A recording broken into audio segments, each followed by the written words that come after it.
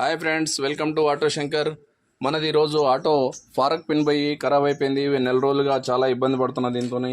దానివల్ల మనకి ఏమైందంటే రైట్ సైడ్ గుంజడం వల్ల ఎదురుమంతా నొప్పి లేస్తుంది. ఆ ఎదురుము నొప్పి లేవడంతో మనకేమవుతుందంటే చాలా ఇబ్బందికరంగా ఉంది.